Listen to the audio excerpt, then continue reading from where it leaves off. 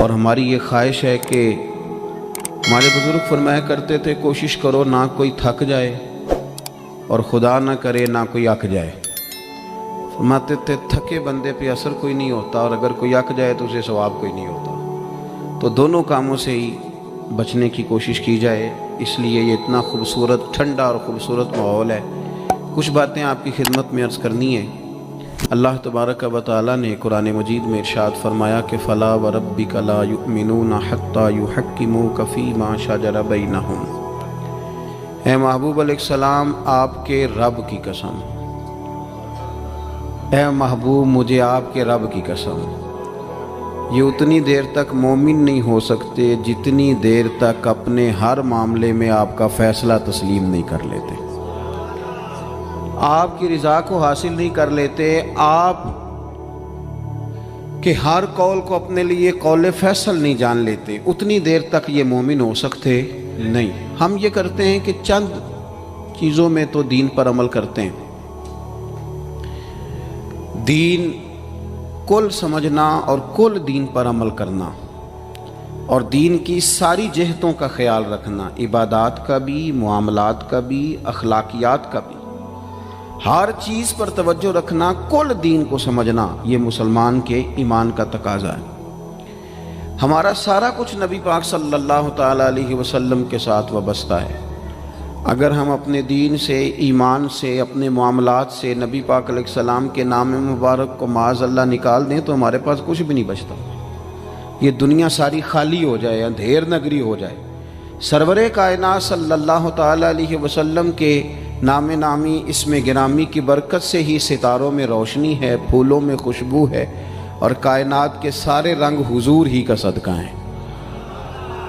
اب ظاہر ہے بندہ مومن جب یہ سمجھ گیا ہے کہ سارا کچھ حضور کی ذات ہے اور سارا کچھ نبی کریم علیہ السلام کی ذات سے وابستہ ہے، تو اب اسے پتہ ہونا چاہیے نا کہ حضور راضی کیسے ہوتے ہیں۔ اسے خبر ہونی چاہیے کہ نبی پاک علیہ السلام کی رضا کس بات میں۔ سب سے پہلے یہ سمجھ لیں کہ حضور نے فرمایا نماز میری آنکھوں کی ٹھنڈک ہے، یعنی ہم چونکہ کچھ باتیں بہت زیادہ سنتے ہیں تو اس کا ذائقہ نہیں محسوس کرتے۔ کبھی حدیث کے لفظوں پر غور کریں، فرمایا نماز میری آنکھوں کی ٹھنڈک ہے، یعنی کہتے ہیں نا آنکھیں ٹھنڈی ہو گئیں، تو حضور فرماتے ہیں جب تو سجدہ کرتا ہے نا میرے امتی، جب تو نماز پڑھتا ہے، رکوع قیام سجود کرتا ہے، تو تیرے نبی کی آنکھیں ٹھنڈی ہوتی ہیں۔ یہ کتنا بڑا رضا والا کام ہے نبی پاک صلی اللہ علیہ وسلم کی نماز پڑھنا۔ اور حضور کا اپنا نماز کے ساتھ رشتہ یہ تھا کہ سورج گرہن ہوا تو حضور نے نماز کی نیت باندھ لی، چاند گرہن ہوا تو نماز پڑھنے لگے، تیز بارشیں طوفان کی صورت میں آئیں تو نماز پڑھی، بارش نہیں ہوتی تو نماز پڑھی، حتیٰ کہ جنگوں کے موقع پر بھی میرے نبی پاک نماز کی کثرت فرماتے تھے، ہر موقع پر نماز کی طرف توجہ۔ نماز حضور کی چاہت ہے، آنکھوں کی ٹھنڈک ہے۔ وہ کس طرح کو امتی ہے جو یہ نہ چاہے گا کہ میرے نبی کی آنکھیں ٹھنڈی ہوں؟ آپ نماز پڑھیں، نماز میں آپ توجہ کریں۔ دوسرا، رسول پاک صلی اللہ تعالیٰ علیہ وسلم راضی ہوتے ہیں جب کوئی دین پہ چلتا ہے، جب کوئی دین پہ عمل کرتا ہے۔ میں نے چونکہ کچھ باتیں عرض کرنی ہیں، یہ میرا عنوان ہے، تو میں کچھ چیزیں ایسی ہیں جن کا پتہ ہے بس اشارہ کر کے گزرنا ہے۔ حضرت امیر حمزہ رضی اللہ تعالیٰ عنہ کو جب پتہ چلا کہ ابو جہل نے معاذ اللہ حضور کے سر اقدس پر ڈنڈا مارا ہے، تکلیف دی ہے، تو جناب امیر حمزہ نے بھی جا کے ابو جہل کے سر پہ ڈنڈا مارا، سر پھوڑ دیا، آ کے حضور کی بارگاہ میں عرض کرنے لگے کیا محبوب علیہ السلام میرے پیارے بھتیجے راضی ہو جائیں، میں نے بدلہ لے لیا ہے، ابو جہل کا سر میں نے زیادہ پھوڑ دیا ہے۔ تو حضور نے فرمایا چچا میں ابو جہل کا سر پھوڑنے سے تو خوش نہیں نہ ہوتا، تو اے محبوب آپ کیسے خوش ہوتے ہیں؟ فرمایا آپ میرے دین کا کلمہ پڑھ جائیں، مسلمان ہو جائیں، میں خوش ہو جاؤں گا۔ تو ہم چیزوں کو سمجھتے نہیں۔ دین پر جب کوئی بندہ آتا ہے، دین پہ عمل کرتا ہے، ہماری تو تڑپ ہونی چاہیے نا، لیکن نا حضور کی خواہش ہے لوگ مومن ہو جائیں۔ وحشی حضرت امیر حمزہ کا قاتل آ کے عرض کرتا ہے حضور اگر میں کلمہ پڑھ لوں تو معافی ہے؟ فرمایا آ صحیح، دین قبول کر، تیرے لیے بھی معافی ہے۔ میرے بھائی جو دین پہ آئے، دین پر عمل کرے، اس سے حضور خوش ہوتے ہیں۔ جھنڈیاں لگانا بڑا کام ہے، یہ کمکمے سجانا بڑا کام ہے، نعرے لگانا بڑا کام ہے، اس میں بڑی سعادت ہے، لیکن سمجھ لینا کہ یہ تو ہم پھول بوٹے لگا رہے ہیں دین کے کام میں، جو بنیاد ہے وہ تو دین قبول کرنا ہے، جو اساس ہے وہ تو دین پہ عمل کرنا ہے۔ اب آپ تیسری بات سنیں، حضور کس بات سے راضی ہوتے ہیں؟ توجہ ہے آپ کی میری بات پر؟ ہمارے ہاں نا جب کسی کا والد فوت ہو جاتا ہے نا، جو بچہ یتیم ہو جاتا ہے، تھوڑے دنوں تک لوگوں کی ہمدردیاں اس کے ساتھ رہتی ہیں۔ پتر میں تیرے ساتھ ہوں، فکر نہ کرنا، روز آتے ہیں، چوتھے دن آتے ہیں، میں جناب خادم ہوا، فکر نہ کرنا پتر میں حاضر ہوں۔ پھر جب 15-20 دن گزرتے ہیں تو پھر کہتے ہو نہیں بڑا کچھ چھوڑ کے گیا ان کا ابا۔ ایسے تھوڑی بات ہے، اس نے کمائی کی سنبھالے ہوئے پیسے ان لوگوں نے۔ پھر تھوڑے سے 6 ماہ گزر جاتے ہیں تو پھر کمزوریاں نظر آتی ہیں یتیموں میں۔ پھر لوگ کہتے ہیں نہیں جی یہ نکمے بڑے ہیں، انہیں کام کرنا چاہیے، ہاتھ پھیلاتے ہیں، عادت پڑ گئی ہے۔ میں نے دیکھا ہے آہستہ آہستہ سخت ہو گئے۔ میں نے یتیموں کی یہ کیفیت دیکھی ہے کہ وہ اتنے زیادہ پریشان ہو جاتے ہیں، اتنی آزمائش میں آ جاتے ہیں کہ وہ باقی سارے لوگوں سے نفرت کرنے لگتے ہیں۔ کہاں گئے وہ کل جو کل والے دن آ کے کہہ رہے تھے مجھے بتاؤ میں روٹی پکاتا ہوں؟ 10ویں میں مجھے یاد کرنا بھول گیا انہیں سارا کچھ۔ وہ جس نگاہ سے اپنے بچے کو دیکھتے ہیں اس نگاہ سے دیکھتے ہی نہیں۔ سخت گیر ہو جاتے ہیں وہ لوگ جب ان کے سروں سے سایہ اٹھتا ہے اور ان کے اپنے ان کے قریب نہیں جاتے۔ آؤ نا، یہ نبی پاک کو راضی کرنے والا کام ہے۔ میرے رسول پاک نے فرمایا میں اور یتیم کی پرورش کرنے والا۔ اگر کبھی آپ ان جملوں پہ غور کر لیں تو مزہ آ جائے۔ حضور نے فرمایا میں اور یتیم کی پرورش کرنے والا، کفالت کرنے والا اس طرح جوڑ کے جنت میں جائیں گے جس طرح میری 2 انگلیاں جڑی ہوئی ہیں۔ اتنا زیادہ حضور راضی ہیں، اتنا قرب ملے گا، 2 انگلیوں کی طرح جوڑ کے حضور کے ساتھ جنت میں جائے گا۔ وہ اپنے پرائے کا غم کھانے والا، مرادیں غریبوں کی بر لانے والا، مصیبت میں غیروں کے کام آنے والا۔ میرے عزیز نبی پاک صلی اللہ تعالیٰ علیہ وسلم نے کہا تم نہ عشق شوئی کرو۔ چوتھا کام کیا ہے حضور کو راضی کرنے والا؟ سبق بھولتا نہیں جا رہا آپ کو؟ پہلا کیا بتایا ہے؟ اللہ تو ہم خوش رکھے 4-5 بندیاں نو یاد ہے ماشاءاللہ۔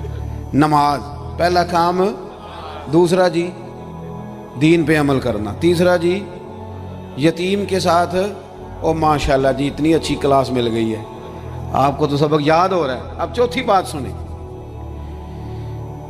آپ نے بڑا سنا ہے بیٹیوں کے بارے میں ہمارے رویے بڑے میٹھے ہیں، بڑے اچھے ہیں، بیٹی او جی تی آ گئی سی بوئے تھے، یہ ساری باتیں بڑی خیر کی، بڑی خیر کی، پر ناراض نہ ہونا۔ بیٹی کو نا پیار بھی دیتے ہیں، بیٹی کے نام پہ روتے بھی ہیں، بڑا کچھ کرتے ہیں، پر بیٹیوں کو حصہ نہیں دیتے۔ اور یہ حصہ صرف کروڑ پتی آدمی کا تو نہیں بنتا، جس کا 5 مرلے کا مکان ہے اس کی بیٹی کا بھی حصہ بنتا ہے۔ چودھریوں پہ اعتراض کرنا، سیٹھوں نوابوں پہ اعتراض کرنا، جاگیرداروں پہ اعتراض کرنا، وہ جو حصہ نہیں دیا آپ نے دیا ہے۔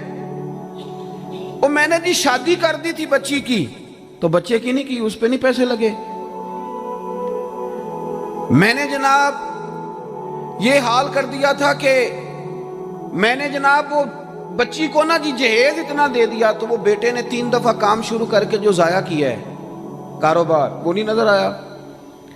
اور پھر اگر خدا نہ خواستہ باپ چلا جائے اور بھائی کے ذمے لگ جائیں، تو میں نے دیکھا ہے کہ بھائی اتنا کام نہیں کرتے جتنی کہانیاں سناتے ہیں۔ تیرا فلاں بھی میں نے کیا، فلاں بھی میں نے کیا، بھئی تیری بہن تھی تو نہیں کرنا تھا؟ او یارو، بیٹی کا پیار حضور اس سے راضی ہوتے ہیں، حضور راضی ہوتے ہیں۔ نبی پاک علیہ السلام نے فرمایا جس کے حصے میں 4 بیٹیاں آئیں یا 3 بیٹیاں آئیں یا 2 بیٹیاں آئیں، مختلف روایتوں میں لفظ ہے، یا فرمایا 1 بیٹی آئی، تیاں لئی پردیس میں بابل تے پتراں لی جاگیراں، چپ رہنا تے منہ کچھ بھی نہ کہنا تیاں دیاں تقدیراں۔ بیٹی کا وہ مقام جو حضور صلی اللہ علیہ وسلم جس سے راضی ہوتے ہیں، اس مقام پر توجہ کریں۔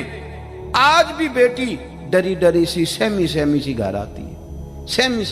اور میں نے وہ والی بیٹیاں بھی دیکھی ہیں کہ شوہر کہہ رہا ہے کہ جا حصہ لے کے آ، تو وہ کہتی ہے میں حصہ مانگنے گئی تو میرا وہ دروازہ بھی بند ہو جائے گا. بھائی کہندا حصہ لے لے تے پرت پھر مرے دا منہ نہ ویکھی. اتنی مشکل میں بیٹی کو ڈال دیا. سنو نا حضور نے فرمایا جس کے ذمے 2 3 یا 1 بیٹی بھی آ گئی، فرمایا اس کی صحیح پرورش کر کے عزت سے رخصت کر کے آ جائے، حضور فرماتے ہیں میں اس کا بازو تھام کے جنت میں ساتھ لے کے جاؤں گا.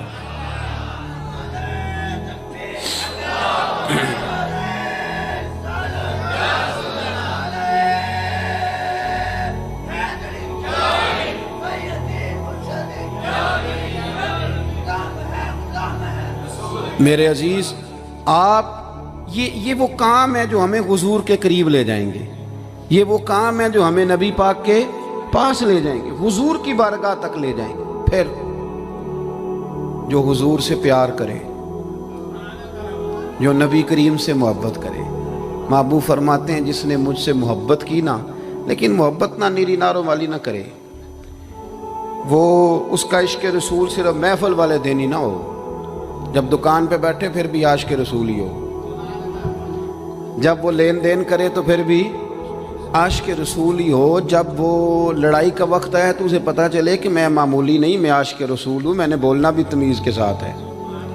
میں چونکہ مجھے لوگ کہتے ہیں حضور سے محبت کرنے والا، تو اس کے رویوں سے بھی پتہ چلے کہ حضور کا پیارا ہے. لوگ نا، میں اپنے سنگیوں سے، پیر بھائیوں سے اکثر کہتا ہوں کہ گھر جا کے کوئی بندہ اپنے پیر صاحب کی بڑی تعریف کرے نا، تو پھر اپنی بیوی کو گالی دے تو بیوی کہتی ہے دسیا تینوں پیر صاحب نے.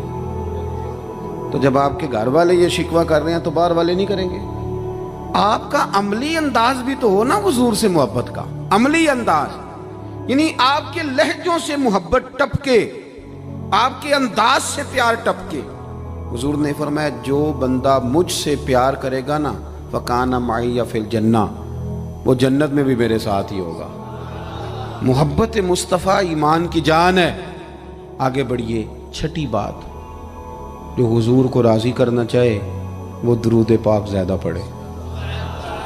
یہ جو درود شریف ہے نا، جو لوگ کہتے ہیں نا میری طبیعت کڑوی کڑوی سی رہتی ہے، پتہ نہیں تلخ رہتا ہوں، دل نہیں لگتا، وہ دوائی بھی تو کھاتی ہیں نا پابندی کے ساتھ، بلڈ پریشر بھی تو چیک کرتے ہیں نا پابندی کے ساتھ، مشورہ دیتے ہیں نا ڈاکٹر کہ بلڈ پریشر چیک کرنا، چوتھے دن شوگر چیک کرنا، یہ ساری مصیبتیں بھی تو کرتے ہیں نا.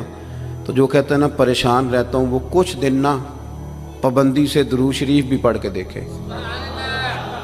ادھر دیکھو میں کیا کہنے لگا ہوں. درود پاک پڑھنے والے بندے کے نا چاروں جانب رحمت ہی رحمت آ جاتی ہے. نہیں، مجھے پتہ ہے نا کہ آپ کی توجہ کس بات پہ ہے، آپ زیادہ توجہ کریں گے تو بات کر لو تو زیادہ آئے گا. چاروں جانور. اچھا چلے میں چونکہ پیر صاحب ہوں، مولوی صاحب ہوں، کافی لوگ، میرا خیال ہے، میرا گمان ہے کہ کافی لوگ مجھے جانتے ہیں. گمان ہو جاتا ہے نا جب گاڑی کے پیچھے لوگ بھاگتے ہیں تو بندے کو بڑی غلط فہمیاں ہوتی ہیں. حالانکہ ڈرنا ہی زیادہ بہتر ہے، ڈرنا ہی زیادہ بہتر ہے. اللہ تبارک و تعالیٰ اپنی خفیہ تدبیر میں جب فیصلہ کرے تو رحمت والا فیصلہ کرے، اور اللہ ہماری پردہ پوشی کرے. یہ بندے کو غلط فہمیاں ہو جاتی ہیں نا.